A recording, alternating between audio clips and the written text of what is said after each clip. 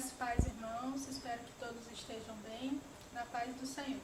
Vamos abrir nossas Bíblias em Lucas, capítulo 12, versículos de 16 até o 21. E lhes proferiu ainda uma parábola, dizendo: O campo de um homem rico produziu com abundância, e arrazoava consigo mesmo, dizendo: Que farei, pois não tenho onde recolher os meus frutos? E disse: Farei isto: destruirei os meus celeiros, reconstruí-los-ei maiores, e ainda recolherei todo o meu produto e todos os meus bens. Então direi à minha alma: Tens em depósito muitos bens para muitos anos. Descansa, come, bebe e regala-te. Mas Deus lhe disse: Louco, esta noite te pedirão a tua alma, e o que tens preparado, para quem será? Gostaria de destacar o versículo 20, que fala assim: Mas Deus lhe disse: Louco, esta noite te pedirão a tua alma, e o que tens preparado, para quem será? O que nós temos preparado, né? O que é que a gente tem buscado a cada dia? Temos buscado as riquezas, a juntar tesouros aqui na terra, guardar em celeiros e ainda colocar todo esse mérito em nós mesmos? Ou temos buscado a presença do Senhor, temos buscado nos aproximar cada dia mais dele e compreender mais a sua palavra e dedicar a nossa vida a cada dia para honrar o nosso Deus? Então, gostaria que os irmãos estivessem meditando sobre essa palavra. O que tens preparado, para quem será? Se hoje te pedirem a tua alma, o que você tem a oferecer ao Senhor? A sua segurança estará apenas nos seus bens, naquilo que você ajuntou? Ou você terá a alegria de dizer: eu guardei tesouros no céu, busquei a Deus todos os dias da minha vida, e então estarei preparado para encontrar com o Senhor? Temos que refletir a cada dia sobre o que nós temos feito, o que nós temos preparado para o nosso futuro, né? É importante a gente buscar a cada dia trabalhar para termos o nosso sustento, mas nós não devemos colocar a nossa confiança somente nisso, né? Então, mas para complementar esse texto, Mateus 6, versículos 31 ao 33 diz assim: Portanto, não vos inquieteis dizendo: que comeremos? Ou que beberemos? Ou com que nos vestiremos? Porque os gentios é que procuram todas estas coisas.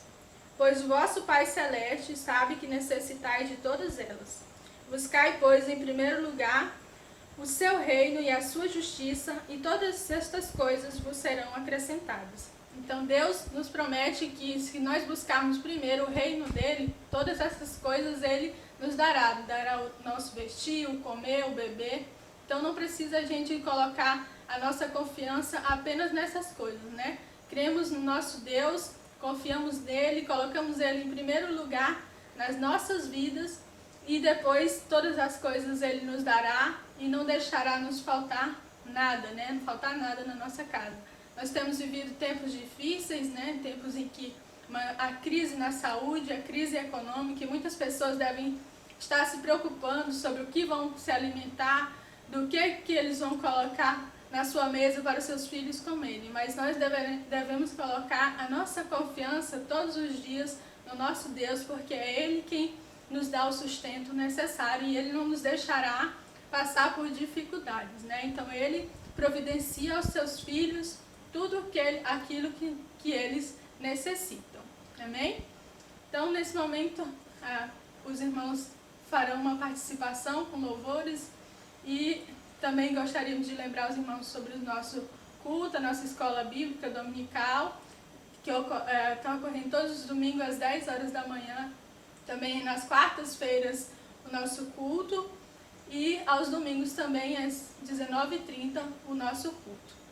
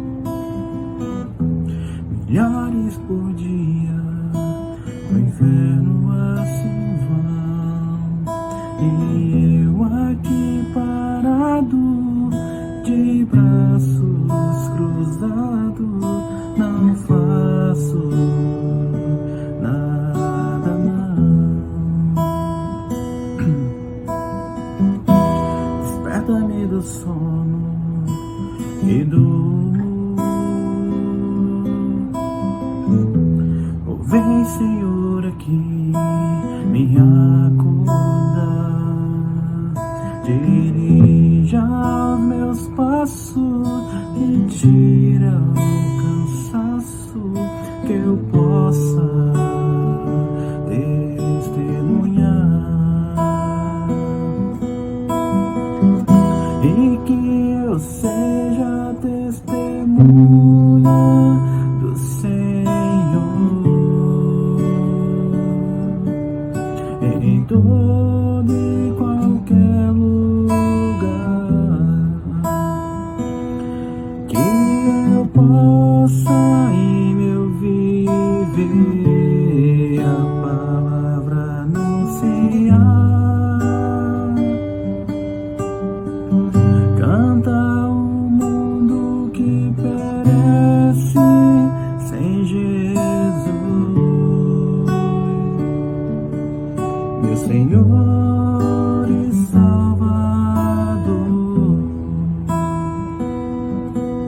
mostrando que em Cristo há um verdadeiro amor. O mundo perece sem Cristo, milhares por dia pro inferno acima, e eu aqui parado de braços cruzados, não faço nada não. Desperta-me do sono que vem, Senhor, aqui me acordar,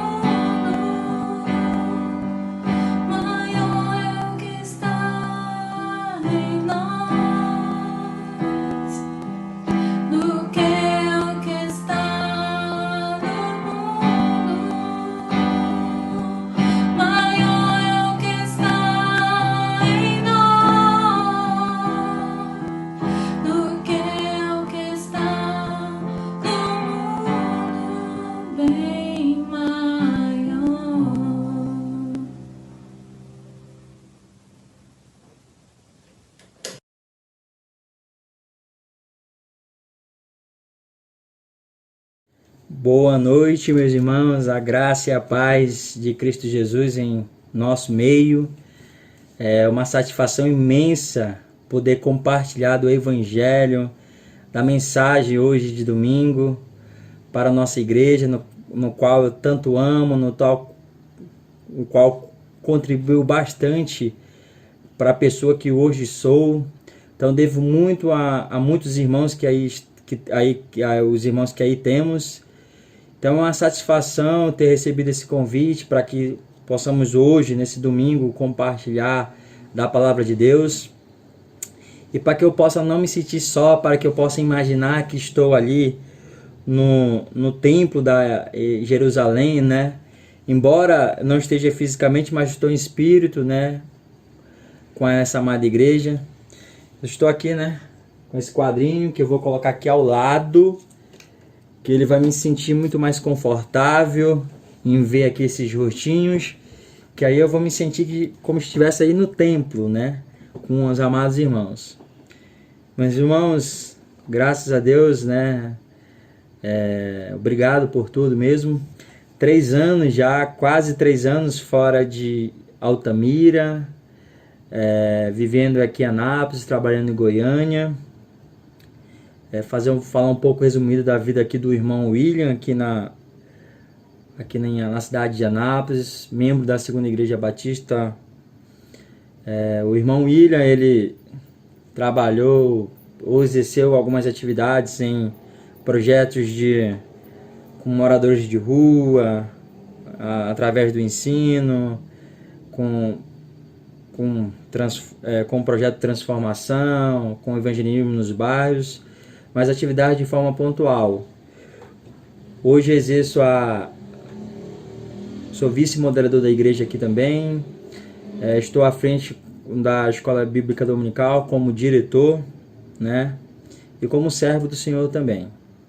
A gente tem contribuído em algumas outras áreas, mas é só um pouco resumido do irmão, para que os irmãos estejam sempre orando por mim, para que eu possa sempre tomar decisões importantes na minha vida, sempre conduzir minha vida ao lado, né, de Cristo, e sempre o que for melhor para a minha família. Falo assim para os irmãos porque Deus é bom, então a gente sempre tem que colocar ele na direção, né, meus irmãos? Então, assim, voltando aqui para a nossa mensagem, né, que eu venho com muita alegria compartilhar com os irmãos. Hoje, né, iremos expor aqui dentro de Tiago, a epístola. Então peço aos irmãos que abrem Tiago capítulo 5, deixam as suas Bíblias aí aberto, do verso 12 ao versículo 13, né? Perdoem, irmãos, do versículo 12 ao versículo 20. Através de Tiago que a gente irá aqui expor aquilo que Deus colocou no nosso coração, para que possamos assim expor diante da nossa igreja. Igreja porque, embora separados por denominação ou a distância, mas somos unidos num único só propósito, né? Que é o amor de Cristo Jesus. Então, curve a sua cabeça em reverência a Deus nesse momento. Iremos orar, né, para que Deus possa abençoar a mim e a você que está aí do outro lado. Senhor nosso Deus, eterno Pai, nós oramos a Ti para que o Senhor nos instrua em verdade, para que possamos expor Tuas verdades. Ó Deus, tenha piedade e misericórdia de nós que somos pecadores, ó Deus. Perdoa nós, ó Deus. Que a Tua mensagem seja uma mensagem edificante aos nossos corações. É isso que eu oro e te agradeço em nome de Jesus. Amém. Então tá, vamos ler aqui a passagem do capítulo 5, no qual já mencionei os irmãos. Verso 13, capítulo 5. Está alguém entre vós sofrendo? Faça oração. Está alguém alegre? Cante louvores. Está alguém entre vós doente? Chame os presbíteros da igreja, e este faça oração sobre ele, ungindo-o com óleo, em nome do Senhor, e a oração da fé salvará o enfermo, e o Senhor o levantará. E se houver cometido pecados, ser-lhe-ão perdoados. Verso 16. Confessais, pois, os vossos pecados uns aos outros, e orais uns pelos outros, para seres curados. muito pode, por sua eficácia, a súplica de um justo. Elias era um homem semelhante a nós, sujeito aos mesmos sentimentos, e orou com instância, para que não chovesse sobre a terra, e por 3 anos e 6 meses não choveu. E orou de novo, e o céu deu chuva, e a terra fez germinar seus frutos. Meus irmãos, se algum entre vós se desviar da verdade, e alguém o converter, sabei que aquele que converteu o pecador do seu caminho errado, salvará da morte a alma dele e cobrirá multidão de pecados. Amém? Glória a Deus por isso. A gente sabe que Tiago destinou aqui essas igrejas não a um público assim específico, não a uma igreja, não a uma pessoa. Por isso que ela é conhecida como uma epístola geral, né? Tipo se fosse um ofício circular. Ele direciona ali aos cristãos judeus, aos judeus cristãos, né? Que estavam dispersos. E aqui, irmãos, eu irei aqui tratar como tema uma igreja viva, né? Uma igreja viva, uma igreja saudável, dentro de Tiago, né? O que podemos aqui extrair de Tiago, que ele possa ser aplicado no nosso cotidiano como igreja local, né? Como a igreja do Senhor Jesus Cristo. Quando eu falo igreja, eu quero que os irmãos separem a instituição Jerusalém da igreja, nós, pessoas, né? Eu, Genilson, Ana Lídia, Cassimiro, Mestre Adalto, irmão Jefferson, irmã Yara. Eu falo de pessoas, tá bom? Esquecemos agora, nesse momento, a instituição Jerusalém. Quando eu falo da igreja local, eu falo de pessoas, nós, não a denominação. Então, amados, nós sabemos que nesse momento vivemos para nossa geração, algo novo, né? Por que novo? Porque hoje, inclusive estou aqui, né? Através de uma live, tentando aqui trazer a mensagem, né? Porque é algo novo na nossa geração. Porque como igreja, nós sabemos que o essencial, aquilo que Deus nos traz como verdades é a reunião, é estarmos juntos, no contato, juntos, né? Mas como Deus deu ao homem a capacidade de transformação, de inteligência, de conhecimento, aprove a Deus que nesse momento possamos nos reunir atrás de lives. Mas eu quero dizer aqui, irmãos, que a live, em muitos contextos, ela é interessantíssima. E o interessante é que quando a gente sente saudade de alguém, a gente faz de tudo para se filmar, né? Para ver a pessoa do outro lado. É igual quando eu sempre ligo para minha mãe. Tem que ser através de mensagem, né? De mensagem de vídeo, porque eu quero ver a sua presença. Só que o que me preocupa é que talvez a pandemia se tornou algo que de repente na igreja estava encoberto. Porque, irmãos, a participação que a gente vê ao todo, a participação, não falo específico da igreja Jerusalém, mas de modo geral nas igrejas brasileiras, é que poucos irmãos têm participado das lives, têm se alimentado da palavra através das lives, né? Então a gente se preocupa, e após a live, o que vai ocorrer com a igreja? O que vai acontecer com a igreja, né? Após a live, após a pandemia, né? Como é que a igreja vai se reestruturar? Porque sabemos que o importante é nos reunir, é estarmos juntos. E aqui em algumas partes desse trecho eu vou trazer aos irmãos porque a importância de estarmos sempre juntos, porque a importância da igreja ser viva, ser um organismo vivo, ser uma igreja saudável. Por que da importância? Embora o avanço tecnológico ele nunca irá substituir o essencial, a presença do corpo reunida, ele nunca vai substituir. Então, amados irmãos, aqui eu trago, por que eu estou trazendo tudo isso? Né? Porque a igreja nos mostra que ela sempre será essencial em suas reuniões. Ela nos tem mostrado e tem no cabido, e aí o que é interessante de tudo isso, que irmãos, lendo, acho que é uma biografia de Charles Spurgeon, quando ele esteve a cólera na Inglaterra, ele não se entregou. Eu não estou dizendo aqui para o irmão ser imprudente, né, nesse momento no qual a gente não sabe. Mas em outros momentos da época, a nossa igreja viveu as mesmas situações, porque na época da cólera, a gente não sabia como é que essa doença era transmissível. No tempo de guerra, no tempo das perseguições, a gente sabe que a igreja do Senhor ela precisa se reunir. A gente sabe que existem governos que não permitem a construção de templos e que os irmãos se reúnem de forma, né, escondida, né, para ali realizar, né, a vontade de Deus, de se reunir como corpo, né, não como instituição, o corpo. Então eu quero aqui que os irmãos fixem aqui a Tiago.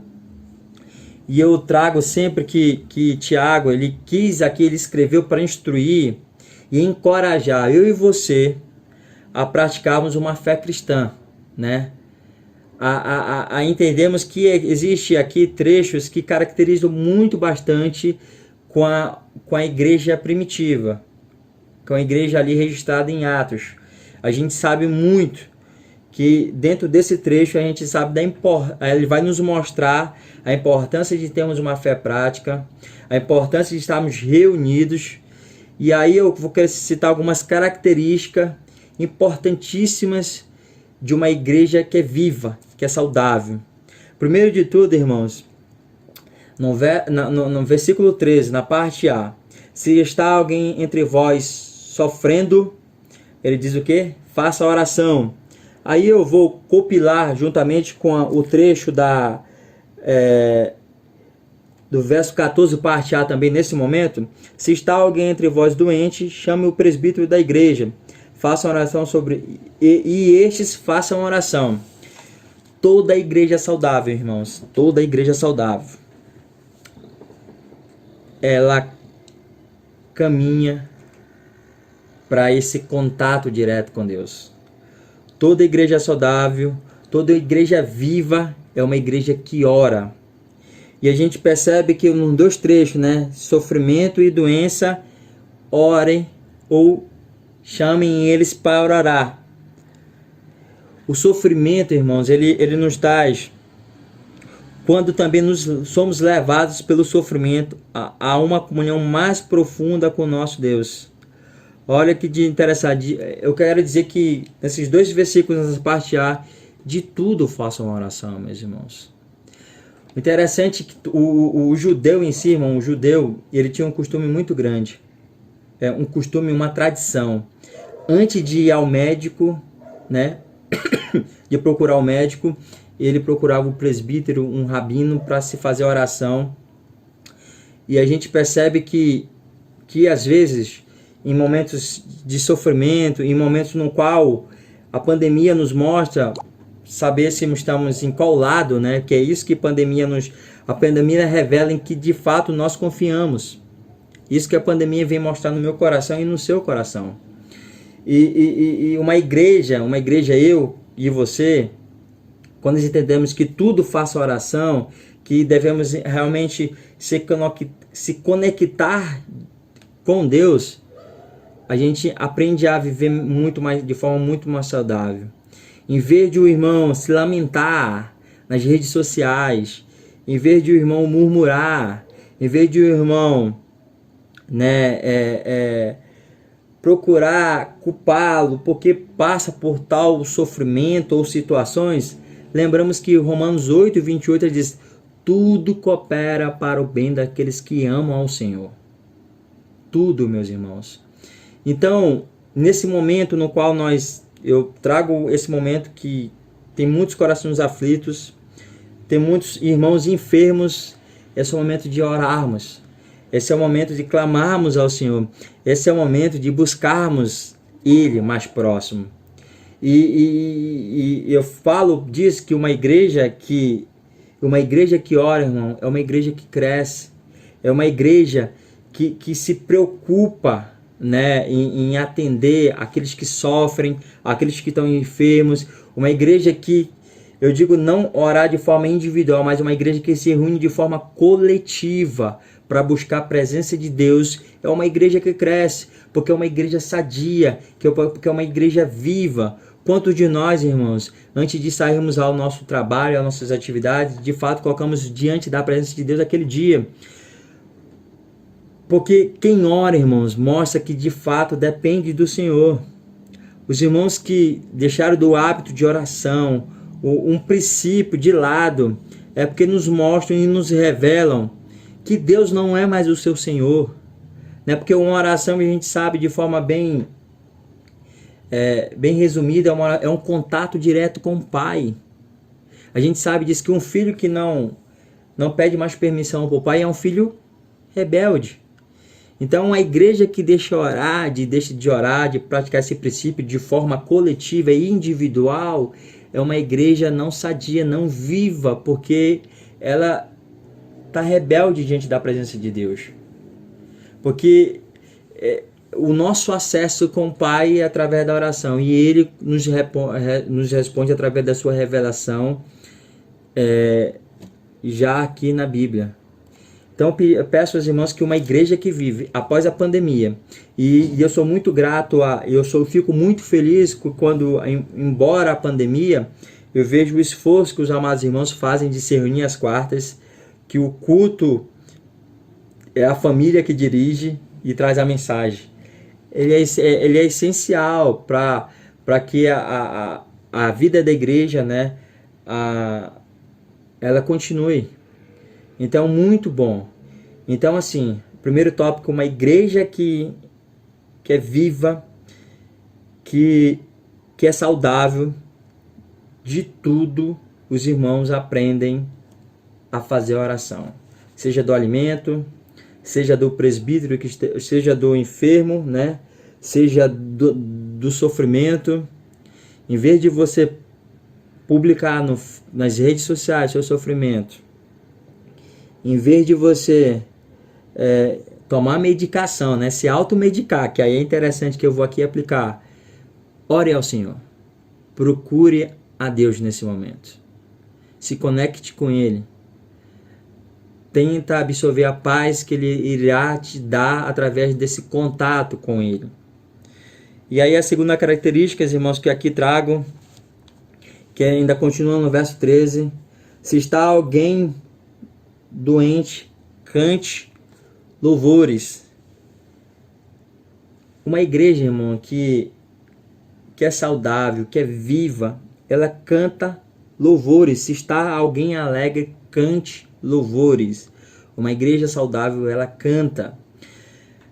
Mas canta, irmãos, esse cantar aqui eu vou uni-lo a uma busca pelo conhecimento de Cristo, porque uma igreja que canta, ela irá cantar músicas cristocêntricas, aonde Cristo de fato é o Senhor dessa igreja. Um irmão que canta, ele vai louvar e engrandecer esse Deus, igual os salmos sempre nos mostram, né?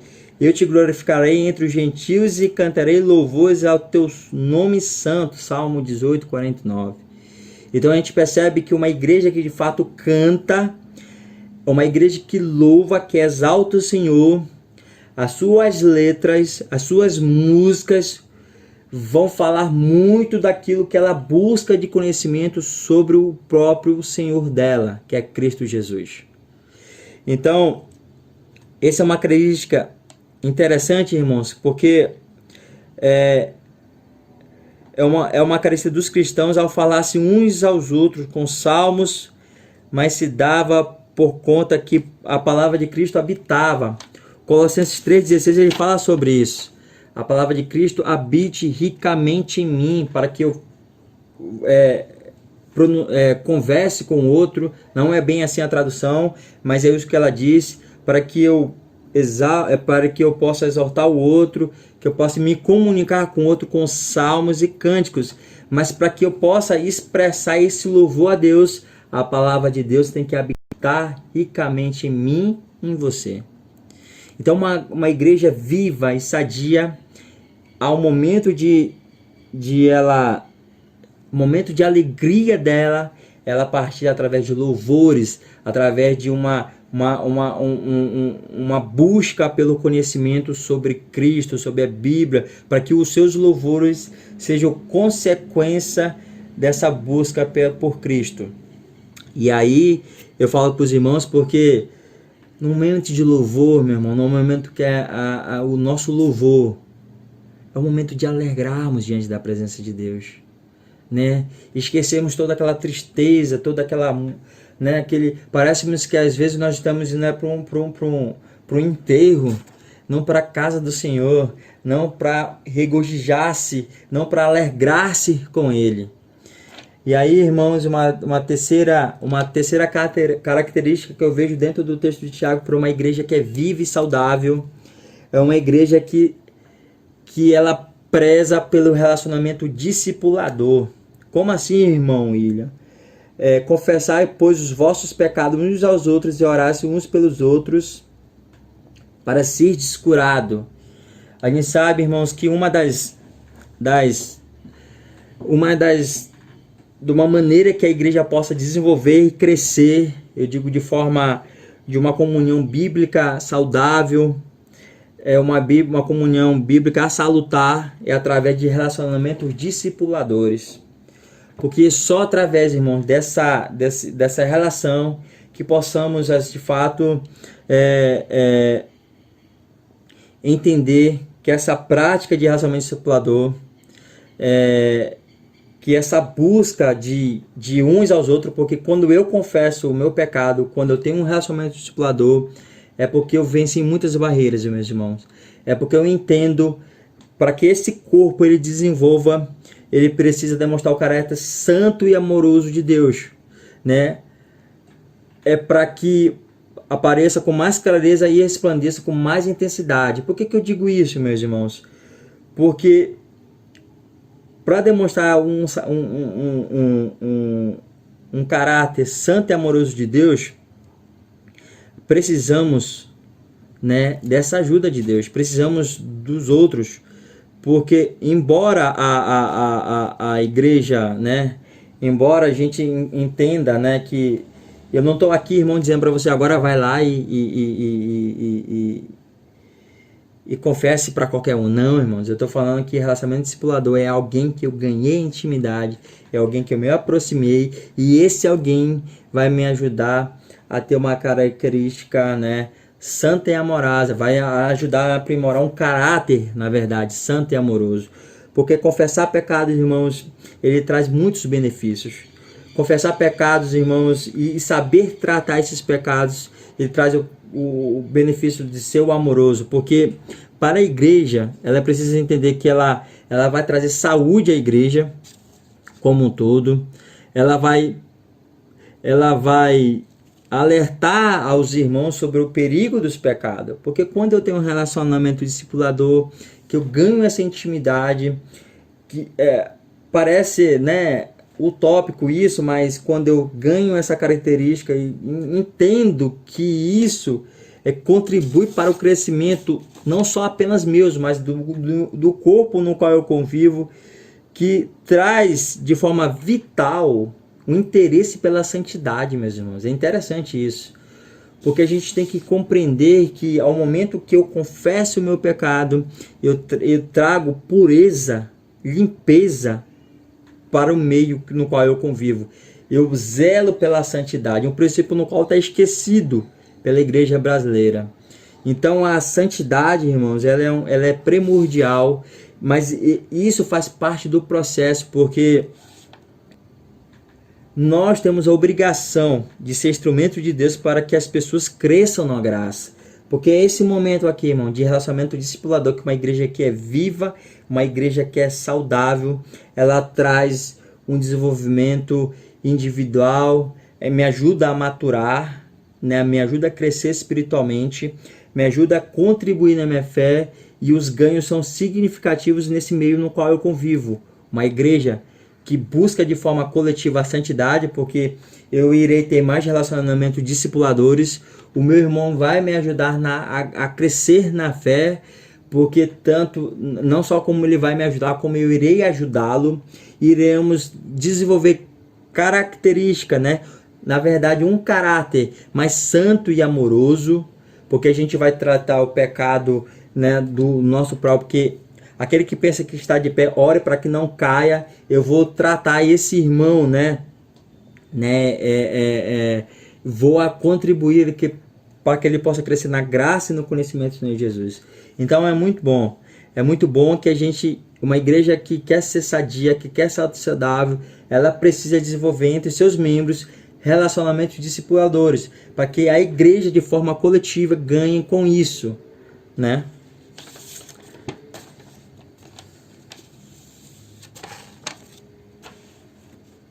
Porque rejeitar, irmãos, todo esse princípio, a gente está rejeitando, né?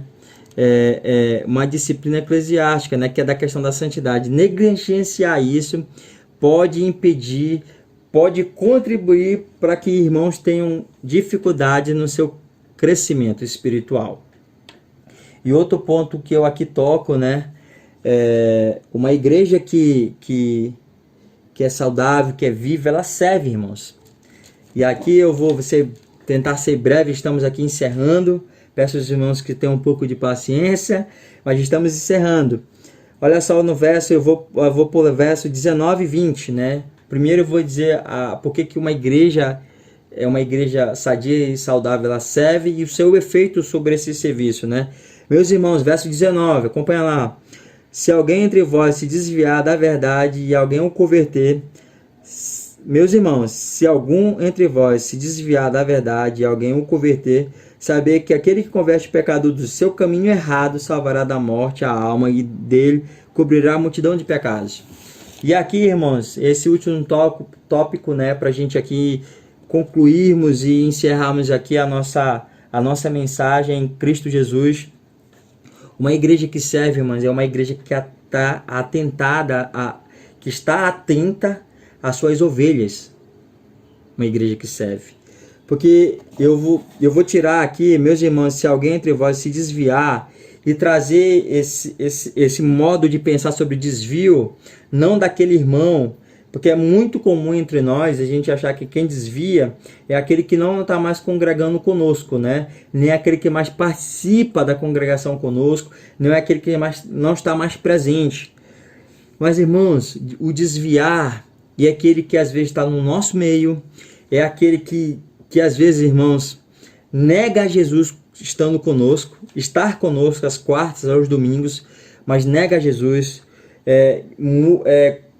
passa a não viver mais pelos princípios bíblicos no qual nós fomos alimentados ao longo desse tempo, no qual foi revelado a mim e a você através do Espírito Santo. Embora eu quero dizer aqui, irmãos, que Tiago, ele tem plena convicção que é somente Deus que salva. Só Ele que vai buscar esse homem perdido. Mas Deus, na sua misericórdia e bondade, Ele precisa de instrumentos humanos, que é eu e você. Então Deus nos usa para buscar esse irmão que se desviou da verdade. Porque às vezes, irmãos, no nosso meio, no nosso arraial, nós temos irmãos que não partilham mais da mesma fé. Deixam de ser servos de Cristo, né? Para ser servos de algumas ideologias.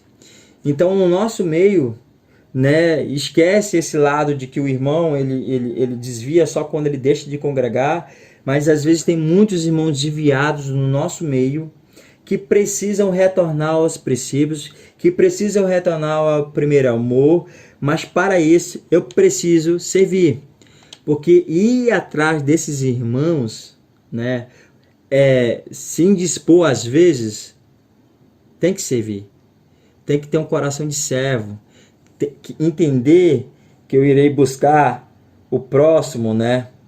Que eu irei buscar o próximo para o reino. Irei trazê-lo de volta para o reino. Irei trazer de volta para comigo, e isso requer serviço, isso requer servir.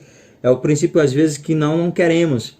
Porque nós falhamos muitos, irmãos, que eu sempre digo que antes de o irmão se afastar, do nosso arraial, do nosso meio, ele já se afastou de Cristo estando no nosso meio.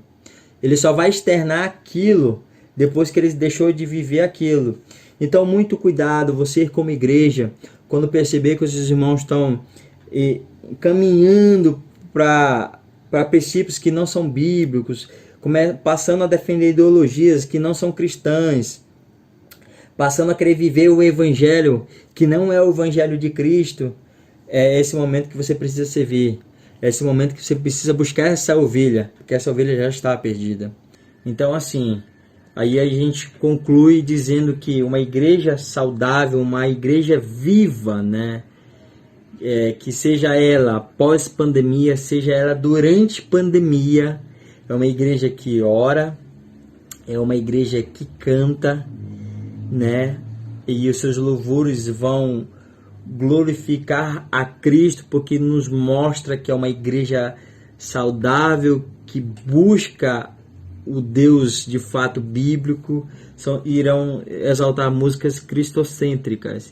E igreja saudável é aquela que tem relacionamentos discipuladores, porque entende da importância do crescimento do seu discípulo ali, entende do crescimento da própria igreja de forma coletiva, porque a santidade individual ela traz benefícios coletivos para a igreja, porque esse relacionamento me ensina, né? Uma igreja sadia discipula os seus membros uns aos outros, ela entende da disciplina eclesiástica, né? Ela entende de que prestação de contas faz parte de uma igreja saudável. Então ela ensina a seus discípulos a ter os caráteres santo e amoroso de Deus.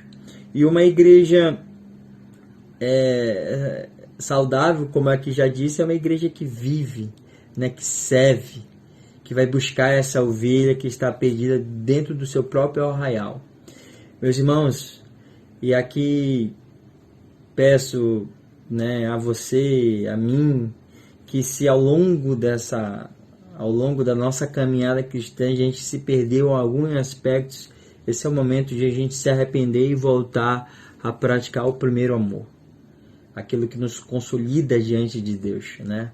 É a oração, é a busca da sua palavra, é o cântico, alegrar-se nele, regozijar-se, discipular, porque confessar pecado, ele nos traz como consequência a santidade diante de Deus e diante do irmão, né? E servir, que é o nosso propósito maior como igreja do Senhor.